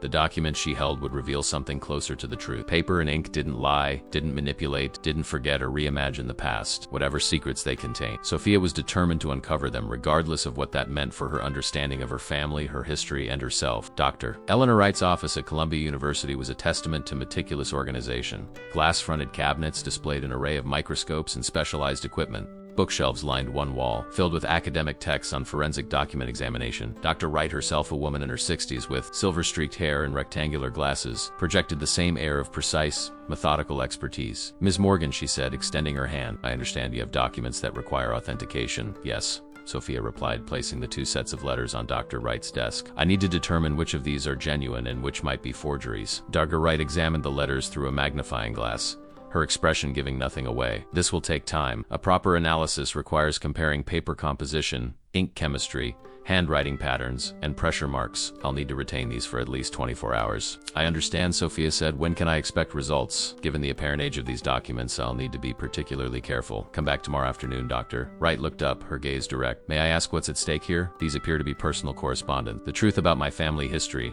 Sophia answered simply. Doctor, Wright nodded, accepting the gravity of the situation without pressing for details. I'll be thorough. With the letters in expert hands, Sophia turned her attention to Thomas Mercer's past in Rochester. The newspaper clipping she had found behind her grandfather's photograph provided limited information, but it was enough to start with. The mention of Evelyn Price's death in 1970 was a thread to pull. At the New York Public Library, Sophia accessed archive databases, searching for digitized newspaper records from Rochester in the early 1970s. Most local papers from that era weren't fully digitized, but she found mentions of Evelyn Price's death in several regional publications that had been preserved electronically. The Rochester Herald, May 17, 1970. Local woman found dead in car wreck. The Buffalo Chronicle, May 19, 1970. Rochester death investigation continues. The Albany Times, May 25, 1970. Boyfriend questioned in Rochester woman's death. None provided substantial details beyond what she already knew from the clipping in her grandfather's photograph frame. Evelyn Price, 24, a kindergarten teacher, had been found in her car at the bottom of a ravine off Creek Road. Her boyfriend, Thomas Mercer, told police they had argued earlier that evening about her decision to end their relationship. The investigation had apparently continued for several weeks, but Sophia could find no articles about its resolution. No charges filed. No further questioning reported. The story had simply faded from the news cycle, as such stories often did when more sensational events took precedence. She would need to go to the source, to Rochester itself, to find more information. The police records from 1970 wouldn't be digitized, but they should still exist in physical archive. Similarly, the local historical society might have more complete newspaper records than what was available online, but that would take time she didn't have with wells deteriorating rapidly. She needed another approach, something that could yield immediate results. On impulse, she searched for Evelyn Price obituary, Rochester, 1970. There it was, a brief notice in the Rochester Herald's archives. Evelyn Marie Price, 24, beloved daughter of Robert and Margaret Price, passed away suddenly on May 15, 1970. A graduate of Monroe Community College, Evelyn taught kindergarten at Fairview Elementary School. She is survived by her parents, her brother James, and her sister Catherine. Services will be held at St. Mark's Episcopal Church on Tuesday, May 19th. No mention of Thomas Mercer. No suspicious circumstances noted, but obituaries rarely included such details. Sophia searched for the Price family, hoping to find current information about Evelyn's sibling. James Price yielded too many results to be useful, but Catherine Price was more distinctive. We found a Catherine Price Lanning, 72, listed as a retired librarian in Pittsford, a suburb of Rochester. It was a long shot, but worth pursuing. Sophia found a telephone number and, after a moment's hesitation, dialed. Hello? A woman's voice, slightly wavering with age but clear and articulate. Is this Catherine Price Lanning? Yes, it is. Who's calling, please? My name is Sophia Morgan. I'm researching a ... historical matter from Rochester in 1970. It concerns your sister, Evelyn. I believe you might have information that could help me. A long pause followed. What sort of historical matter? Sophia chose her words carefully. I'm trying to understand the circumstances surrounding her death. I believe it may connect to another case I'm investigating. Are you with the police? Catherine asked, suspicion evident in her tone. No, ma'am. This is a personal investigation. It concerns my family. Another pause. Longer this time. What family name? Morgan. Though at the time it was Mercer. Thomas Mercer. The sharp intake of breath was audible even through the phone line. Thomas Mercer, Catherine repeated, her voice suddenly hard. I haven't heard that name in 50 years. Not since he killed my sister. Sophia's heart pounded. He was never charged. Of course not, Catherine interrupted bitterly. The police couldn't prove anything. The brake line was cut so cleanly it could have been road damage. There were no witnesses. Just my sister's car at the bottom of a ravine and her distraught boyfriend who conveniently had an alibi for the entire evening. You believe he tampered with her car? I know he did, Catherine stated flatly. Evie told me the week before she died that she was afraid of him, that he'd become possessive, controlling. She was planning to move back home after breaking up with him. Her voice caught. She never made it. Sophia closed her eyes, the parallel to Elizabeth's situation unmistakable. Did the police investigate thoroughly? As thoroughly as they could with no evidence. Thomas Mercer was a respected teacher at the community college, well liked by students and faculty. No one wanted to believe he was capable of such a thing. Catherine's voice took on a reflective quality. A few months after the investigation closed, he disappeared. Left Rochester without saying goodbye to anyone. We heard later he'd changed his name, moved east to Connecticut, Sophia supplied, where he became Thomas Morgan and married my grandmother Elizabeth. Elizabeth, Catherine repeated. Is she still alive? No, she died in 1974 in a car accident. The silence that followed was heavy with implication. I see, Catherine said finally. And you're just now looking into this? I only recently learned about Thomas Mercer, about his life before Connecticut. My mother doesn't know, or didn't until I told her. Then she should be careful, Catherine warned. If Thomas Morgan was Thomas Mercer, and if your grandmother died the way my sister did, then he's a man who eliminates women who try to leave him. The conversation continued for nearly an hour, with Catherine sharing everything she remembered about her sister's relationship with Thomas Mercer, his initial charm, his gradual possessiveness, Evelyn's growing fear in the weeks before her death. It was a pattern that fit disturbingly well with Wells' account of Elizabeth's situation. "Thank you for speaking with me," Sophia said as their conversation wound down. "This can't be easy to revisit." "I've never stopped thinking about it," Catherine replied. "About how the police couldn't prove what we all knew in our hearts, that Thomas Mercer killed my sister because she wanted to leave him." There was a pause. Then, "If you find proof, real proof, I'd like to know, even after all these years, even if he's dead now, I'd like to know the truth was finally acknowledged." "I understand," Sophia assured her, "and I promise if I find anything definitive, I'll contact you again."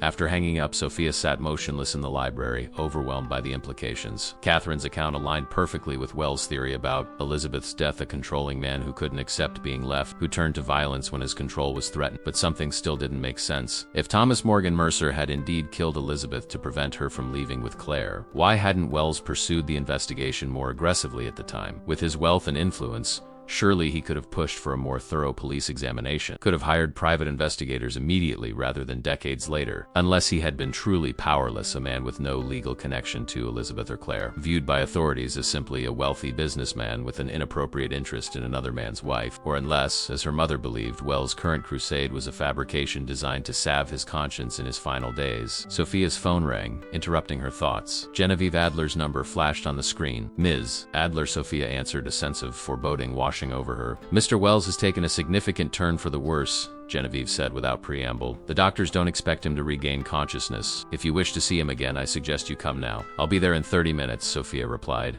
already gathering her things. As her taxi navigated midday traffic, Sophia's mind raced. Wells was dying before she had answers. Before she knew which version of the past was true. Before she knew if he was truly her grandfather or a manipulative stalker who had pursued her grandmother to her death. The hospital corridor seemed longer than she remembered. The journey to Wells' room, an endless procession of polished floors and muted voices. When she finally arrived, she found Genevieve standing vigil by the bedside, her composed expression finally showing cracks of genuine grief. Wells lay motionless, his breathing shallow, his skin ashen. Machines monitoring his vital signs showed weakening patterns. A doctor stood on the other side of the bed making notes on a tablet. "He suffered a series of small strokes overnight," the doctor explained quietly. "There's significant brain damage. We've made him comfortable, but I'm afraid there's nothing more we can do." "Can he hear us?" Sophia asked. "Possibly on some level. The brain is still active, even in this state. Speaking to him wouldn't be futile." The doctor excused himself, leaving Sophia and Genevieve alone with the dying man. Sophia approached the bed, studying the face of the man who claimed to be her biological grandfather. In repose, with the force of his personality dimmed, he looked smaller, more vulnerable, more human. "Mr. Wells," she said softly, unsure if her words would penetrate the veil of unconsciousness. "It's Sophia." No response. Not even a flicker of eyelids or change in breathing. "I spoke with Catherine Price today, Evelyn Price's sister. She confirmed your suspicions about Thomas Mercer's past, about his pattern of behavior." Sophia glanced at Genevieve, who nodded encouragement. "I'm still waiting for the results on the letters, but I wanted you to know I'm continuing the investigation. I will find the truth." She hesitated, then added softly, "If you really are my grandfather, I wish we'd had more time." For a brief moment she thought she saw his fingers twitch, but it might have been wishful thinking. Wells remained unresponsive, his life measured in the steadily weakening beeps of the cardiac monitor. "I should go," Sophia said finally. "I'm meeting Dr. Wright tomorrow about the letters. I'll come back afterward. He'd appreciate that." "And Sophia?" "The envelope you mentioned, the one addressed to Elizabeth." "It's here." She retrieved a sealed envelope from her bag, handing it to Sophia. "He asked me to bring it in case ...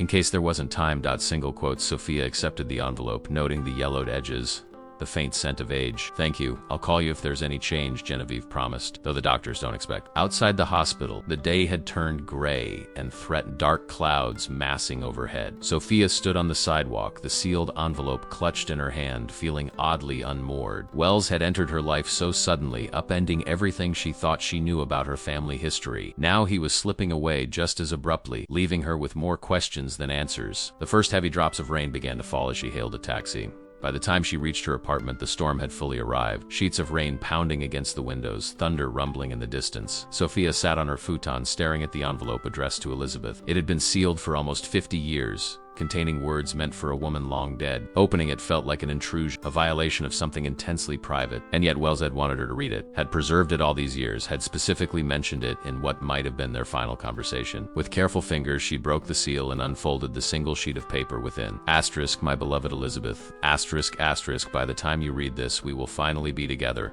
Our true life beginning after too long in shadows. I've prepared everything as we discussed. The apartment overlooking the park is ready for you and Claire. Your position at the gallery begins next month. Our future stretches before us. Limitless and bright. Asterisk. Asterisk, asterisk, I want you to know that these months of separation have only strengthened my certainty that you are the great love of my life, that Claire is the daughter I never dared hope for, that the three of us will build something beautiful together. Asterisk. Asterisk, I know leaving Thomas was difficult. Know that you've worried about scandal, about Claire's future, but I promise you this, our daughter will want for nothing. She will grow up surrounded by love, by beauty, by opportunity, and she will know the truth about her mother, that Elizabeth Morgan was not just beautiful, but brilliant, not just loving, but courageous. Asterisk, asterisk, when you arrive tonight, this letter will be waiting with champagne to celebrate our first night as a proper family, the first of many thousands to come. Asterisk, asterisk, all my love now and always. Asterisk, asterisk, Harrison, asterisk, tears blurred Sophia's vision as she refolded the letter. It was not the writing of an obsessive stalker, but of a man preparing to welcome his lover and their child to a new life together, a life that had been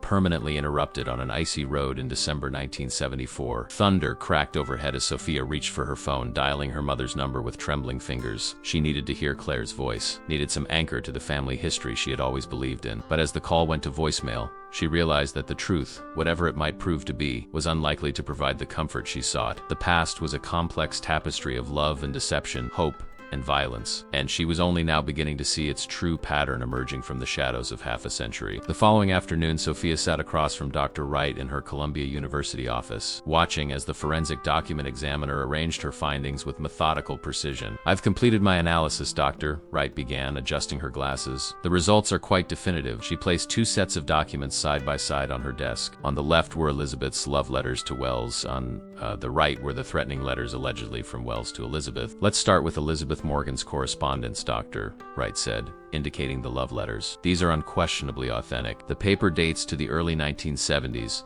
The ink formulation is consistent with that period, and the handwriting shows natural variations and pressure patterns consistent with genuine writing. There's no evidence of forgery or alteration. Sophia nodded, unsurprised. Wells had never disputed the authenticity of Elizabeth's letters. As for these, Dr. Wright continued, turning to the threatening letters. They present a different story entirely. She placed one under a digital microscope connected to a monitor, magnifying the writing. At first glance, the handwriting appears to match samples of Harrison Wells' authentic correspondence from that era. However, microscopic analysis reveals several telltale signs of forgery. She pointed to specific letter forms on the screen. Note the hesitation marks at the beginning and end of certain strokes, characteristic of someone attempting to replicate another's handwriting rather than writing naturally. The pressure patterns are inconsistent with Wells' known writing style. Most significantly, spectroscopic analysis of the ink shows it contains components not commercially available until the early 1980s. The 1980s? Sophia repeated. But these letters are supposedly from 1974.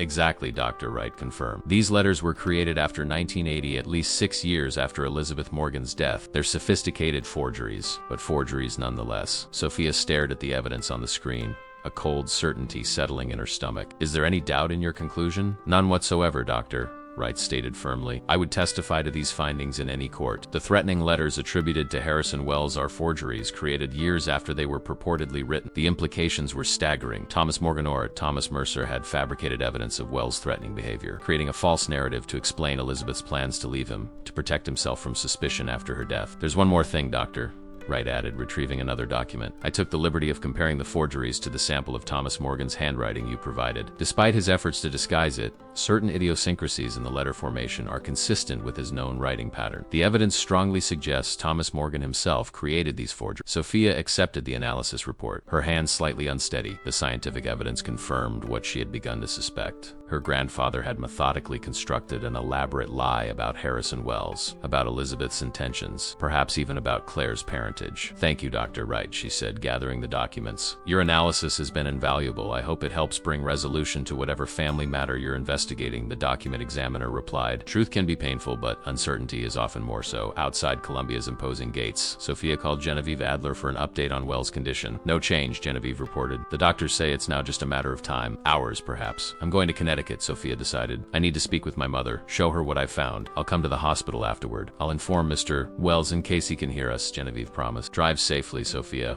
The journey to Connecticut passed in a blur of highways and mounting apprehension. Sophia had called ahead, telling her mother only that she was coming with important information. Claire had sounded wary but had agreed to meet her. Rain continued to fall as Sophia parked in front of her childhood home. The colonial house seemed different, now no longer the safe haven of her youth, but a repository of secrets and lies spanning decades. Claire was waiting in the living room, tension evident in her rigid posture. "You've been with Wells again," she said as Sophia entered, not a question but an accusation. "Yes," Sophia confirmed, setting down her bag containing Dr. Wright's report and the other evidence she had gathered. "And I've been investigating Thomas Mercer." Claire flinched at the name. "I told you, Wells is manipulating you. I spoke with Catherine Price Lanning," Sophia interrupted. "Evelyn Price's sister." All color drained from Claire's face. "Who? Evelyn Price?" "She died in Rochester in 1970. Her car was found at the bottom of a ravine after she tried to end her relationship with Thomas Mercer." Sophia kept her voice steady, watching her mother's reaction carefully. "Her brake line was cut, Mom, just like Elizabeth." "This is absurd," Claire whispered, but her usual conviction was absent. "Catherine says the police suspected Thomas but couldn't prove anything. A few months later, he disappeared from Rochester, changed his name to Morgan, moved east." Sophia took a step closer. 4 years after that, his new wife died in an identical accident when she tried to leave him. "Stop it," Claire said, her voice breaking. "My father was a good man. Maybe he was to you," Sophia acknowledged. "He genuinely loved you, raised you well, but that doesn't change what he did. You have no proof." "I do," Sophia said, removing Dr. Wright's report from her bag. "The threatening letters you showed me, the ones supposedly from Wells, they're forgeries, created in the 1980s, years after Elizabeth died, created by Thomas Morgan." She placed the forensic analysis on the coffee table between. Claire stared at it, making no move to pick it up. "It gets worse," Sophia continued, gentler now. "Wells is dying, Mom. He won't last the night. Before he lost consciousness, he told me something I think you need to know." She took a deep breath. "He claims he's your biological father." Claire's head snapped up, her eyes wide with shock. "What?" "He says his relationship with Elizabeth began in early 1973. You were born in October 1974. The timing fits." Sophia sat down beside her mother, taking her hand. "Elizabeth was bringing you to him the night she died. You were meant to start a new life together, the three of you." Claire pulled her hand away, rising abruptly. She paced the room, her movements agitated. "This is insane. Completely insane. My father, my biological father, was Thomas Morgan. It says so on my birth certificate. Because he was married to Elizabeth when you were born," Sophia explained. "Tsk. That was the law then. But according to Wells, Elizabeth told him you were his daughter.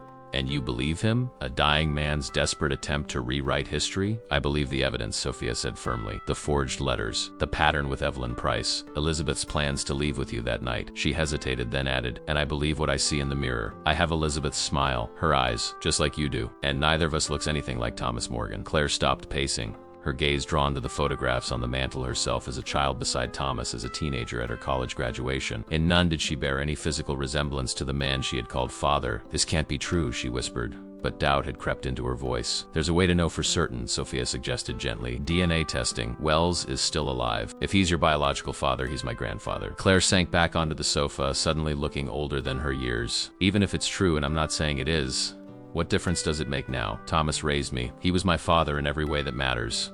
"It matters because he killed your mother," Sophia said, the harsh truth hanging in the air between them. "He killed Elizabeth to prevent her from taking you to your real father, and he created a fiction about Wells being a dangerous stalker to cover his tracks. You don't know that for certain. The pattern is clear, Mom. Evelyn Price in Rochester, Elizabeth here, both women trying to leave him, both dying in nearly identical accidents." Sophia retrieved the newspaper clipping about Evelyn from her bag. This was hidden behind Grandpa's college photograph. He kept a souvenir of his first victim. Claire took the clipping with trembling hands, reading the brief account of Evelyn Price's death. "This doesn't prove anything. Maybe not definitively, but combined with the forged letters, Elizabeth's plans to leave, the identical method, the evidence is compelling." Sophia leaned forward, her expression earnest. "Wells is dying, Mom. He's been looking for you, for us, for decades. Before he goes, don't you want to know the truth?" Claire stood again, moving to the window. Rain streaked the glass, blurring the familiar landscape beyond. "My entire life," she said quietly, "I've believed my mother died in a tragic accident, that my father was a loving, devoted man who raised me alone after her death." She turned back to Sophia. "Do you know what you're asking me to accept? That my life has been built on a foundation of lies and murder?"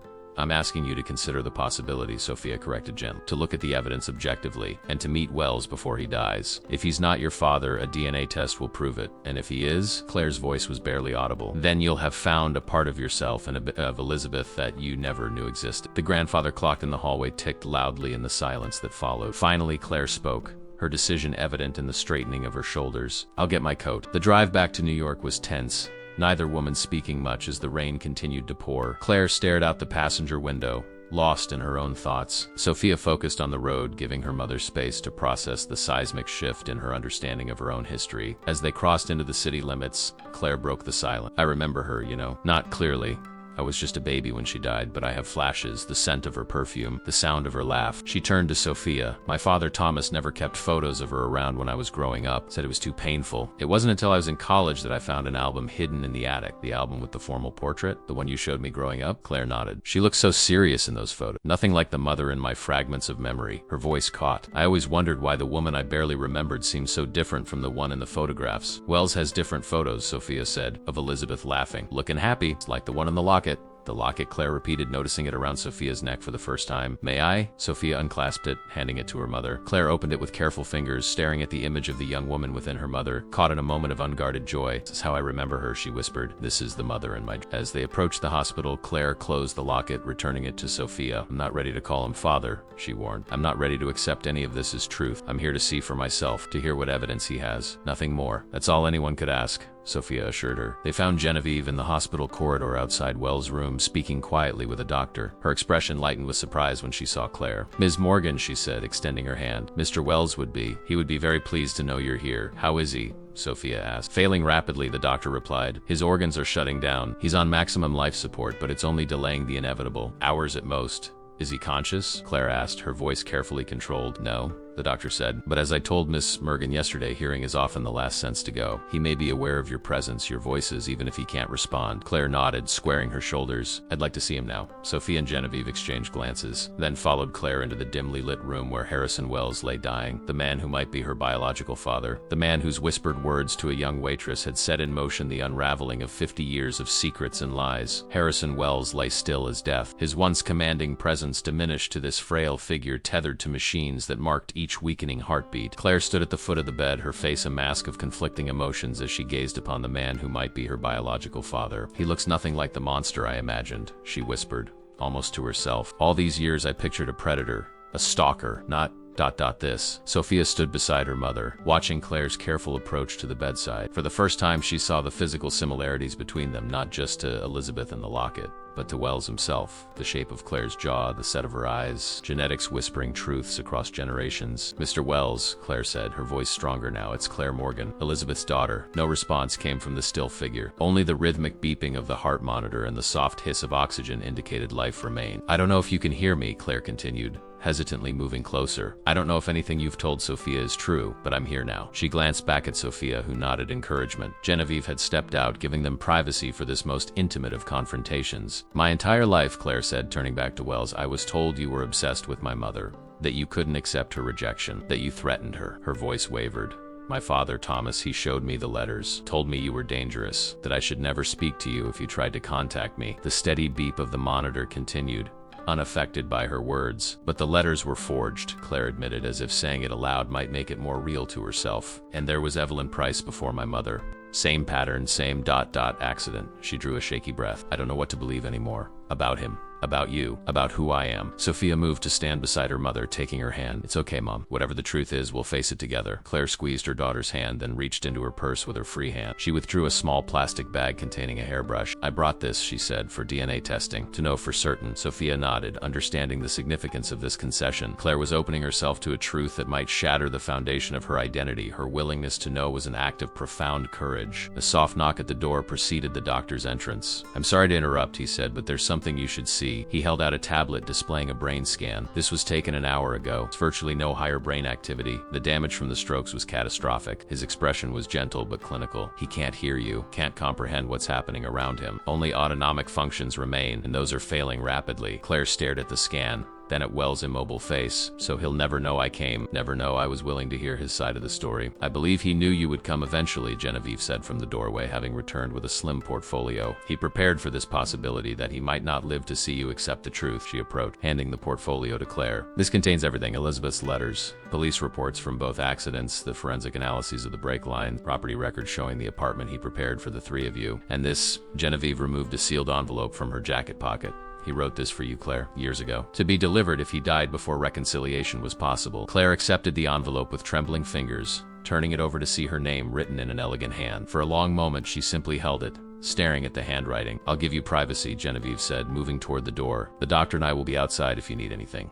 When they were alone again, Claire sat heavily in the chair beside Wells' bed, the letter in her lap, the portfolio beside her. "I'm not ready," she whispered to Sophia. "Once I read this, once I know for certain, I can never go back to believing the story I've lived with my entire life. Would you want to?" Sophia asked gently. "If that story was built on lies?" Claire looked at her daughter, tears brimming in her eyes. "It wasn't all lies. Thomas, whoever he was, whatever he did, he loved me. He raised me well. That was real." "Yes," Sophia agreed. "That was real. And nothing in that letter will change the good parts of your childhood. It will only help you understand the larger truth." Single quotes with a deep breath, Claire broke the seal and unfolded the letter. As she read, silent tears tracked down her cheeks. When she finished, she passed it wordlessly to Sophia.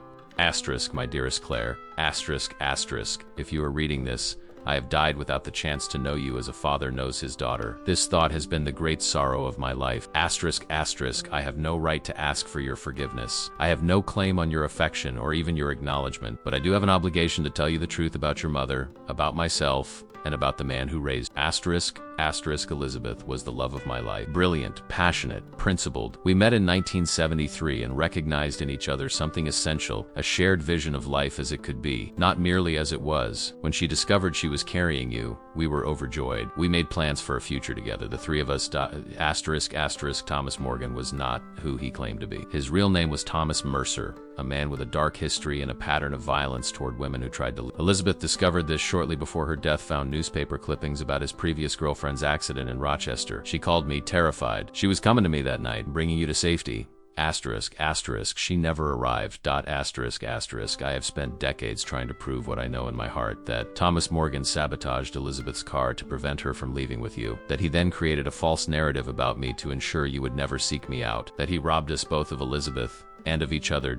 Asterisk, asterisk. I don't write this to destroy your memories of the man who raised you. I write it because you deserve to know who your mother truly was and why she died. She was not confused, not emotionally unstable. She was brave and clear-eyed, making the hardest choice a woman could make to leave a dangerous marriage to protect her child. Asterisk. Asterisk. Whether you choose to acknowledge me as your father is entirely your decision. I have arranged for trust funds, for property, for everything material I can offer, but none of that matters without your acceptance, which I have no right to demand. Asterisk, asterisk. What I ask simply is that you remember Elizabeth as she truly was. Not as the distant, troubled woman Thomas described, but as the vibrant, loving mother who died trying to give you a better life. Asterisk, asterisk. With eternal love. Asterisk, asterisk. Harrison Wells, asterisk, asterisk. Your father, asterisk.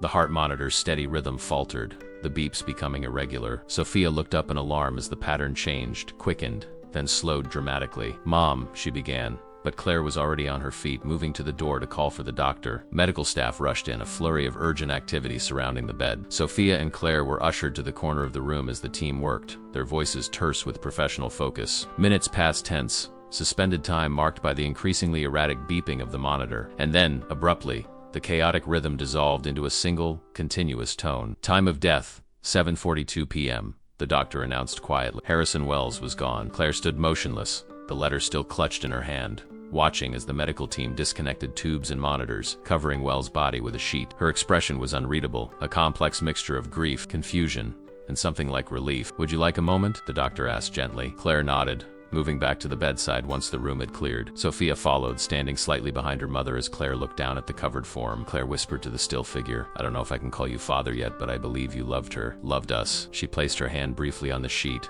a tentative gesture of connection across decades of separation. Then she turned to Sophia. "Let's go home." 3 months later, on a crisp autumn day, Sophia and Claire stood before Elizabeth Morgan's grave. The small headstone, weathered by 50 New England winters, gave only the basic information: her name, the dates of her birth and death, beloved wife and mother. "It doesn't begin to describe her," Claire said, placing fresh flowers against the stone. "The brilliant scholar, the woman brave enough to leave a dangerous marriage, the mother who died trying to protect me." Sophia nodded, touching the silver locket at her throat, a talisman connecting 3 generations of women. The DNA results had confirmed what they had already come to accept. Harrison Wells had indeed been Claire's biological father. In the months since his death, they had pieced together the full story. Thomas Mercer, after killing his girlfriend Evelyn Price in Rochester, had changed his identity and moved east. As Thomas Morgan, he had married Elizabeth, a brilliant young art historian. When she became pregnant with another man's child, with Wells' child, he had raised Claire as his own, perhaps genuinely loving her despite his darker nature. But when Elizabeth discovered his true identity, when she planned to leave with Claire, he had ensured she never reached Wells, had cut her brake line just as he had Evelyn's years before. had created a false narrative about Wells as a dangerous obsessive to ensure Claire would never seek out her biological father. "I've been thinking," Claire said, turning from the grave to face her daughter. "It's time to change the headstone. To tell the truth about who she was, what would it say?" Sophia asked. Claire considered, looking back at the simple marker. Elizabeth Bowman Morgan, scholar, visionary, protector, a mother who gave everything. "It's perfect," Sophia agreed softly. They stood in silence for a moment longer, the autumn breeze stirring fallen leaves around them. Then Claire reached into her bag and withdrew a small box. "I found this among the items Genevieve sent from Wells' estate," she said, opening it to reveal a man's signet ring. "It was his father's, apparently. He wanted you to have it." Sophia accepted the box, studying the heavy gold ring with its engraved crest. "What will you do with the rest?" The inheritance. Quote, Wells had left everything to Claire: his fortune, his properties, his business interests, an estate worth billions, entrusted to the daughter he had never truly known. "Much of it will go to foundations supporting women leaving abusive relationships," Claire replied, "and to fund research into overlooked female scholars like Elizabeth." She smiled faintly. "The rest will ensure neither of us ever has to wait table." As they walked back to the car, Sophia glanced over her shoulder at the grave, at the final resting place of a woman she had never known, but whose courage had ultimately brought truth to light across generations. "He whispered to me that first night, 'I've waited 40 years to find you,'" Sophia recalled. "I thought he was crazy or dangerous. Instead, he was just a man who never stopped loving his family," Claire said, "who never stopped seeking justice for Elizabeth." She took her daughter's hand. "It's a complicated legacy, isn't it? To discover that everything you believed about your origins was wrong, but that the truth, however painful, was waiting to be found." Sophia nodded, thinking of the young waitress she had been just months ago. Exhausted, struggling, unaware of the complex history that had shaped her existence. Of the elderly millionaire whose whispered words had set her on a journey to uncover long-buried truths. "Some truths find you," she said, "even when you're not looking for them." As they drove away, the silver locket caught the autumn sunlight. Elizabeth's smiling face preserved within its heart. Three women connected across time by blood, by secrets finally revealed, and by a love that had survived even death itself.